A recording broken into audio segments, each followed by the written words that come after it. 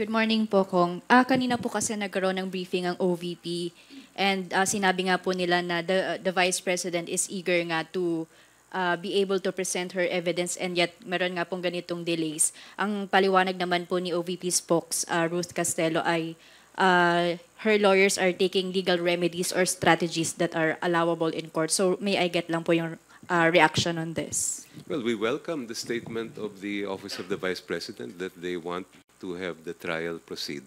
And we hope that that is exactly what will happen. Hindi lang naman sila, buong Pilipinas ang nag-iintay na malitis na itong kaso. And then on another lang po na sinabi nga na handa rin po silang tumalima and in case the SC says na the impeachment should proceed. Pero may sinabi din po siya na in case the SC says it cannot be heard at this time. And then ito po yung sinabi niya, we'll be very lucky as a country because we'll save millions and millions of money on a trial that is technically defective from the very beginning. And she also added na huwag nang magsayang ng resources sa bansa na pwede pang maibigay sa ibang programa kaysa sa trial na mate-technical din sa dulo. Unang-una, dapat siguro maalala natin kung saan nagbunga yung impeachment case. Yan ay resulta ng pag-iimbestiga ng ating mga kongresista, mga committees ng House of Representatives at maraming pagkakataon ang ibinigay kay Vice President Sara Duterte na ipaliwanag yung kanyang sarili pagdating sa mga issue ng budget, ng OVP, etc.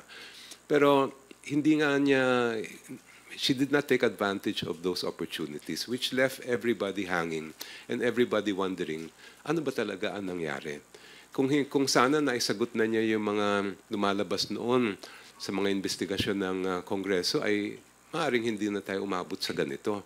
But because of that recalcitrance, the people deserve transparency, the people deserve accountability.